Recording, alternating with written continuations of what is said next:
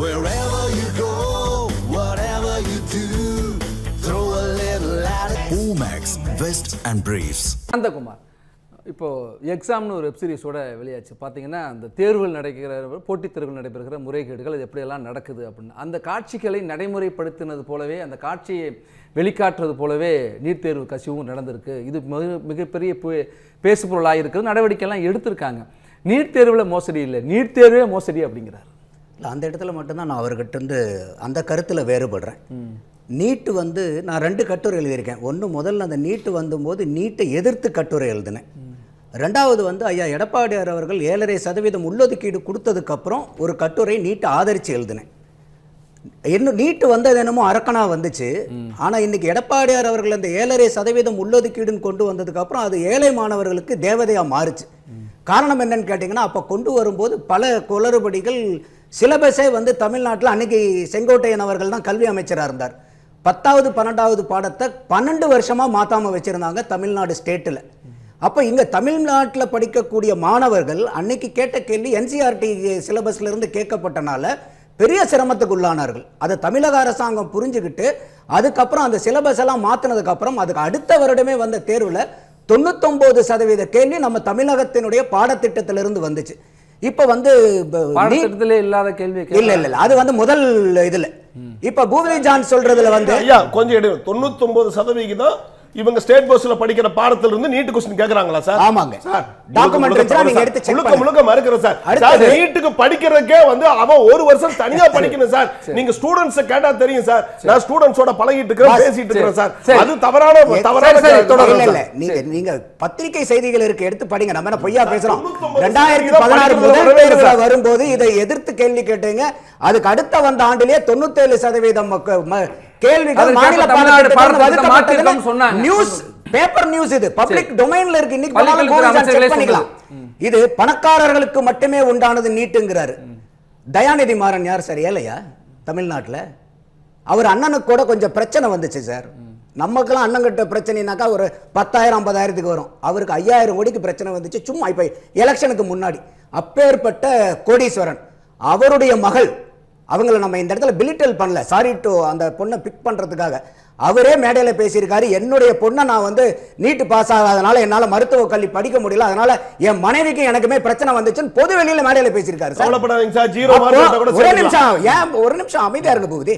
அப்போ நீங்க பணக்காரர்களுக்கு மட்டுமே இன்னைக்கு அவருடைய குழந்தைக்கு பெண்ணை படிக்க வைக்கிறதுக்கு பணம் இல்லையா மருத்துவர்கிட்ட படிக்க வைக்கிறதுக்கு? அப்ப இந்த நீட்டு வேணுங்கிறதுல எனக்கு உடன்பாடு. ஏன்னா இன்னைக்கு அந்த நீட்டு தேர்வுல முறைகேடு இருக்குங்கிறது என்னுடைய குற்றச்சாட்டு. அப்ப அதனாலதான் நான் 2வது கட்டுரையில் எழுதும் போது கூட நீட்டில் இன்னும் என்னென்ன மாற்றங்கள் கொண்டு வர வேண்டியது இருக்கு. உதாரணத்துக்கு இன்னைக்கு 22 ஸ்கெடியூல் லாங்குவேஜ் இருக்கு சார். நீங்க நீட்டை 12 ஸ்கெடியூல் லாங்குவேஜ்ல தான் கண்டக்ட் பண்ணலாம், +1 இங்கிலீஷ், 13 தான் எழுதலாம். அப்ப மீதி 10 லாங்குவேஜ் ஸ்கெடியூல் லாங்குவேஜ்ல படிக்கக்கூடிய மாணவன் இந்தியாவில் எப்படி சார் அவன் எக்ஸாம் எழுத முடியும்? அடுத்தது இன்னைக்கு நீட் கோச்சிங் சென்டரை வச்சு கொள்ளையடிக்கிறாங்க. நான் பூபதி ஜான் கூட உடன்படுறேன். இன்னைக்கு கல்வி மத்திய பட்டியலில் இருக்கா, மாநில பட்டியலில் இருக்கா, கன்கரண்ட் லிஸ்ட்ல இருக்கா? அப்போ இன்னைக்கு கன்கரண்ட் லிஸ்ட்ல இருக்கும்போது இன்னைக்கு மாநில அரசாங்கத்தினால இன்னைக்கு இந்த கோச்சிங் சென்டர்லாம் இன்னைக்கு கொள்ளையடிக்க கூடாதுன்னு சொல்லிட்டு அந்த ஃபீஸை ஃபிக்ஸ் பண்ணக்கூடிய அந்த வல்லமை மாநில அரசாங்கத்துக்கு இருக்கா இல்லையா? இதை பண்ணலாம்ல. அடுத்தது இன்னைக்கு ஆசிரியர்களுடைய வேலை, ஆசிரியர்களே இல்லைன்னா ஏன் நாங்கள் கோச்சிங் சென்டரை கண்ட்ரோல் பண்ணணும்? தேர்வுனால தான் கோச்சிங் சென்டர் தான் முறைகேடு, அவங்க தான் காரணமா இருக்கிறாங்க. தேர்வே இல்லைன்னா இது எதுவுமே இல்லை அப்படிங்கிற. சரி, அப்ப இன்னைக்கு 12வது முடிச்சுட்டு தான் காலேஜ் படிக்கிறோம், கரெக்டா? காலேஜை முடிச்சுட்டு தான் வேலைக்கு போறோம். வேலைக்கு போகும்போது டிஎன்பிசிலாம் எக்ஸாம் வைக்கிறீங்களா இல்லையா? பிரியதர்ஷினி குறிக்கிறீங்க வர்றேன். எதுக்காக நமக்கெல்லாம் எக்ஸாம் வேணும்? நான் டிகிரி படிச்சிருக்கேனே சார், 12வது படிச்சிருக்கேனே சார், எதுக்கு சார் எனக்கு என்ட்ரன்ஸ் எக்ஸாம்? அப்போ நம்ம இது 2006 வரைக்கும் என்ட்ரன்ஸ் எக்ஸாம்ங்கிறது வேற, இந்த தேர்வுங்கிறது வேற. ஏற்கனவே மாநில கல்வி பாடத்திட்டத்தில் படிக்கிறாங்கல்ல, படிச்சுட்டு அவங்க ஒரு பொது தேர்வு எழுதிட்டு தானே வராங்க. அதுக்கப்புறம் பிசிக்ஸ் கெமிஸ்ட்ரி மேக்ஸ் மார்க்கெல்லாம் வச்சு தானே முன்னெல்லாம் கால்குலேட் பண்ணாங்க. அதுக்கப்புறம் எதுக்கு இந்த தேர்வு? இந்த தேர்வுனால மாணவர்கள் எத்தனை பேர் பாதிக்கப்பட்டிருக்காங்கிறத பார்க்கிறோம்ல, அதை வச்சு தானே கேட்குறோம். இல்லை இல்லை, அதைத்தான் நான் சொல்ல வரேன். இப்போ 12வதுல பாஸ் பண்ணுற அத்தனை பேருக்கு மெடிக்கல் காலேஜில் அட்மிஷன் கொடுத்துட போறீங்களா சார்? காலேஜில் 100 சீட்னா அந்த 100 சீட்டை கூட 12வதுல யார் முன்னாடி வரீங்களோ அந்த கட் ஆஃப் வச்சு தான் சார் கொடுப்பீங்க. நாம படிக்கும் போது எனக்கு என்ட்ரன்ஸ் எல்லாம் எழுதியிருக்கேன் சார். நான் 2006 வரைக்கும் தமிழ்நாட்டுல இருந்துச்சு. ஏன் இந்த என்ட்ரன்ஸ் நம்ம எடுத்தோம்? ஏன் இந்த என்ட்ரன்ஸை கொண்டு வராங்கன்னா ஒண்ணு இல்ல. இப்ப இன்னைக்கு திமுக ஏன் நீட்டை எதிர்க்குங்கிறது மட்டும் பாத்தீங்கன்னாக்கா, ஆற்காடு வீராசாமி அவர்கள் ஐயா கலைஞர் மறைஞ்சதுக்கு அப்புறம் தந்தி டிவியில ராஜபாட்டைங்கிற நிகழ்ச்சிக்கு பேட்டி கொடுத்தார். அப்ப அவர் தெளிவா என்ன சொல்றாருனாக்கா, நம்ம தேர்தலில் இருக்கக்கூடிய எம்எல்ஏக்கள் கேண்டிடேட்டுக்கெல்லாம் பணம் கொடுக்கணும்னு ஐயா கருணாநிதி ஆசைப்படுவாரு, உடனே நிதி ஏதாவது அரேஞ்ச் பண்ணுன்னு சொல்லுவார். நான் தான் கட்சியினுடைய பொருளாளர், எங்க போறதுனே தெரியாது, நான் வந்து ராமசாமி செட்டியார்கிட்ட தான் போவேன், போன உடனே கேட்டார் எப்ப கேட்டாலும் காசு கொடுப்பாரு. அவருக்கு உங்களுக்கு என்னங்க போது, இல்ல நீங்க மெடிக்கல் அட்மிஷன் போடுறீங்களா, அந்த லிஸ்ட் பப்ளிஷ் பண்றதுக்கு முன்னாடி எங்களுக்கு அந்த லிஸ்ட்டை கொடுங்க, ஏன்னா யார் யாருக்கெல்லாம் அரசாங்கத்தின் அடிப்படையில் சீட்டு கிடைக்க போகுதோ அவங்கள பூரா நாங்க எங்க காலேஜ்ல போட்டுருவோம், பிரைவேட் காலேஜஸ்ல. அப்புறம் கவர்மெண்ட் கோட்டா வெளியே ரிலீஸ் ஆனதுக்கு அப்புறம், கவர்மெண்ட்ல இடம் கிடைச்சதுக்கு அப்புறம் பிரைவேட்ல இருப்பான், பிரைவேட்ல இருந்து கவர்மெண்ட்டுக்கு போயிடுவான். அப்ப இந்த காலியான சீட்டை பூரா அவங்க என்ன பண்ணுவாங்க, வியாபாரம் பண்ணிடுவாங்க. அப்போ திமுக நீட்ட வேண்டாம் சொன்னதுக்கு இந்த காரணம். நம்ம நீட்ட வேணும்னு சொல்றதுக்கு காரணம் என்னன்னா, இன்னைக்கு ஒரே நிமிஷம், இன்னைக்கு இந்த 7.5% உள்ளொதுக்கீடு, இன்னைக்கு 7.5% உள்ளொதுக்கீடு அதிமுக ஆட்சியில கொண்டு வந்த போது 5 நயா பைசா ஃபீஸ் கிடையாது சார். ஆனா இன்னைக்கு நம்ம இந்த சிஜேபி போராட்டத்தை ஆதரிக்கிறோம். என்ன ஒரு காரணத்தினால் ஆதரிக்கிறோம்னா, இன்னைக்கு இந்த தேர்வுல மறுசீரமைப்பு அமைக்கணுமா, கட்டாயமா வாய்ப்புகள் நிறைய இருக்கு. அதே மாதிரி இன்னைக்கு அவங்க வந்து இன்னைக்கு பேப்பர் லீக் நடந்துச்சு சார், 2024 நடந்துச்சு. கோர்ட் வந்து பாத்தீங்கன்னா இல்ல ஒரு சாதாரண ஒரு இடத்துல மட்டும் தான் நடந்திருக்கு ராஜஸ்தான்ல, ஆல் இந்தியா லெவல்ல இல்லன்னு சொல்லிட்டு ஆல் இந்தியாவை கேன்சல் பண்ணல.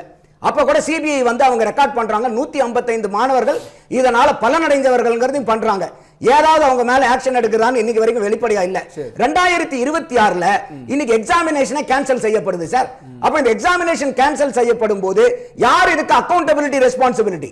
அன்னைக்கு என்டிஏ டைரக்டர் ஜெனரலா இருந்தவரை வந்து நீங்க டிபார்ட்மெண்ட்டை மாத்துறீங்க, இன்னைக்கு அவரு ஒரு டிபார்ட்மெண்ட் செக்ரட்டரியா உட்கார்ந்து இருக்காரு. 2 வருஷத்துக்கு முன்னாடி வந்து ஒரு அட்டானமஸ் பாடிக்கு டைரக்டர் ஜெனரலா இருந்தவர் இன்னைக்கு கவர்மெண்ட் டிபார்ட்மெண்ட்டுக்கு செக்ரட்டரியா உட்கார்ந்து இருக்காரு சார்.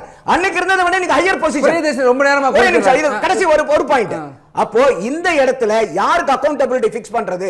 அப்போ இன்னைக்கு வந்து அதிகாரிகள் மட்டத்தில் மட்டும் நடவடிக்கை எடுத்தா போதுமா? இன்னைக்கு தர்மேந்திர பிரதான் வந்து ஏன் ராஜினாமா பண்ணக்கூடாது அக்கௌண்டபிலிட்டி? இல்ல மத்திய அரசாங்கம் இத பிரச்சனையை சால்வ் பண்ணோம்னா நீங்க ராஜினாமா கூட பண்ண வேண்டாம் சார், ஏன் அவரை இலாகாவை மாற்றக்கூடாதா? என்ன சார் அவ்வளவு பிடிவாதம் இருக்கு? நடவடிக்கை எடுத்தாச்சு, எடுத்ததுக்கு அப்புறம் தேவையே இல்ல அப்படிங்கறாங்க. 13 பேர் கைது செய்யப்பட்டிருக்காங்க சார். இது வரைக்கும் யார சார் அதிகாரிகள் மாற்றப்பட்டிருக்காங்க சார்? மாற்றப்பட்ட அதிகாரிகள் நீங்க ப்ரமோஷன்ல 2 வருஷத்துக்கு முன்னாடி வரை நீங்க பெட்டர் பொசிஷன்ல இருக்காரு சார். எந்த அக்கௌண்டபிலிட்டி நீங்க வரைக்கும் ஃபிக்ஸ் பண்ணிருக்கீங்க? இப்போ உதாரணத்துக்கு இப்ப நீட் வந்ததுக்கு முன்னாடி 2006ல இருந்து 16 வரைக்கும் தமிழ்நாடு கவர்மெண்ட் ஸ்கூல்ல படிச்ச மாணவர்கள் எத்தனை பேர் கொத்து கொத்தா போய் மெடிக்கல் காலேஜ்ல சேர்த்தாங்கன்னு ஒரு டேட்டா கொடுங்க. பொதுவெளியில் இருக்கக்கூடிய தகவல், இது அரசாங்க தகவல் இல்ல, பொதுவெளியில் இருக்கக்கூடிய தகவல்கள் வந்து பார்த்தீங்கன்னாக்கா ஒரு அந்த 10 ஆண்டுகளில் 29,000 சொச்சம் பேர் இது போயிருக்காங்க. அதில் 213 பேர் தான் அரசாங்க பள்ளி மாணவர்கள் போனது, அதாவது வருஷத்துக்கு 21 மாணவர்கள். இன்னைக்கு இந்த 7.5% உள்ளொதுக்கீடு வந்ததுக்கு அப்புறம் இன்னைக்கு சற்றேறக்குறைய 700 அரசாங்க பள்ளி மாணவர்கள், ஏழை மாணவர்கள் இன்னைக்கு நீட்டு மூலியமா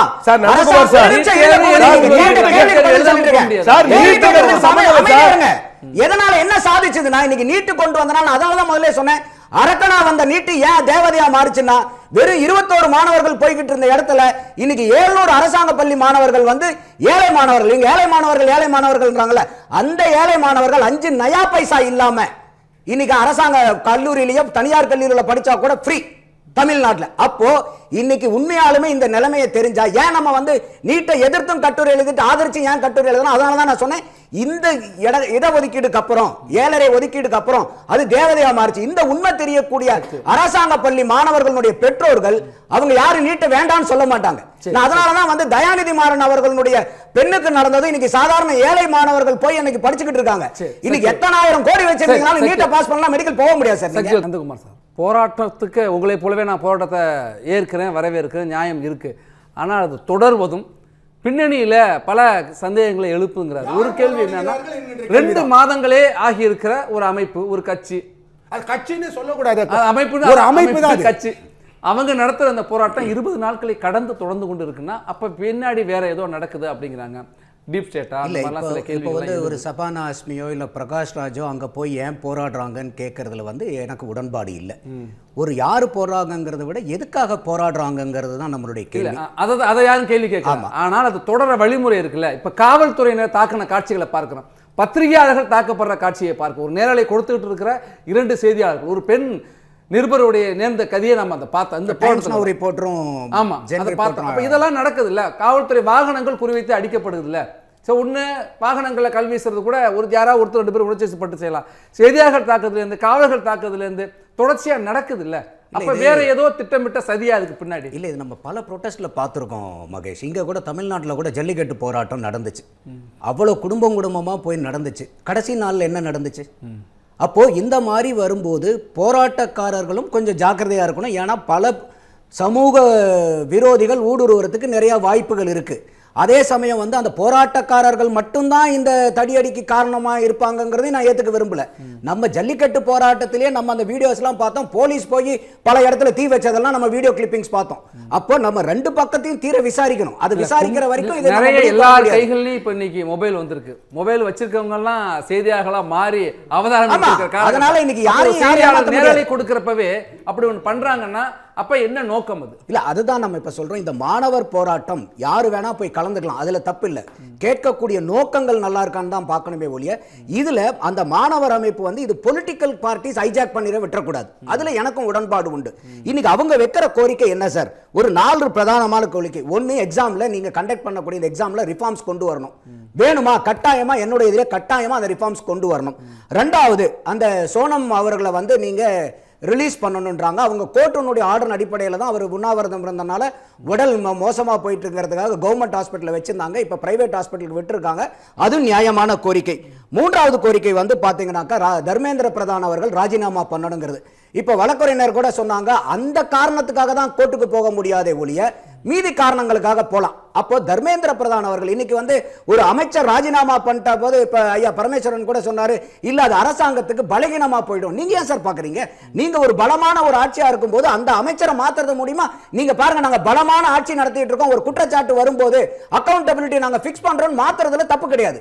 அடுத்தது 4வது அவங்க என்ன கேட்கறாங்க? உயிரிழந்த எல்லாத்துக்கும் 1 கோடி நஷ்டஈடு கொடுங்கன்றாங்க. அது நான் ஏற்புடையது இல்லை.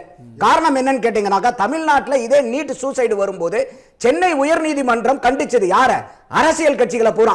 நீங்க பாட்டு இந்த மாதிரி நீட்ல சூசைட் பண்றவங்களுக்கு போய் நஷ்டஈடு நீங்க கட்சிக்காரங்க போய் நீங்க காம்பன்சேஷன் கொடுத்துட்டு இருந்தீங்கன்னா நீங்க வந்து தற்கொலையை ஊக்குவிக்கிறதுக்கு சமானம்னு சொல்லிட்டு தமிழக ஹைகோர்ட் வந்து அதை கண்டிச்சது. அதனால இந்த 1 crore ரூபாய் காம்பன்சேஷன் எனக்கு உடன்பாடு இல்லை. மீதி ஐயா சோனு விடுதலை, அதே மாதிரி தர்மேந்திர பிரதானுடைய ராஜினாமா சார், நீங்க ராஜினாமா கூட செய்ய வேண்டாம் சார், இலாக்காவை மாத்துங்க சார். என்ன சார் உங்களுக்கு அவ்வளவு பிடிவாதம்? அப்படி என்ன சார் அவர் பெட்டர் மாஸ் லைட்டே தான் வேணுமா சார்? ஏன் அவர் மத்த துறைக்கு போய் அவர் அமைச்சராக இருந்து பணியாற்றினார்னா அவர் பணி எடுபடாதா? அப்போ நீங்க இதுல எனக்கு உடன்பாடு இல்லாத ஒரே கோரிக்கை வந்து பாத்தீங்கன்னாக்கா அந்த 1 கோடி ரூபாய் நஷ்டம் விசாரணை நடத்திட்டு இருக்காங்க. அப்படிங்கிறப்ப அவர் தான் பதவி விலகணும்னு சொல்றது அது வேற ஏதோ உள்நோக்கத்துக்காக தான். மகேஷ், இப்ப 2024 இந்த பிரச்சனை வந்துச்சு, சிபிஐ வழக்கு எடுத்துச்சு. 2024 23 லட்சம் பேர் நீட் எழுதுனாங்க. 2025 22 லட்சமா குறைஞ்சது. இப்ப 2026 எத்தனை பேர் எழுதிருக்காங்க தெரியுமா? 19 லட்சம். 23 லட்சம் 2 வருஷத்துக்கு முன்னாடி எழுதுனீங்க, இன்னைக்கு 4 லட்சம் குறைஞ்சு போயிருக்காங்க.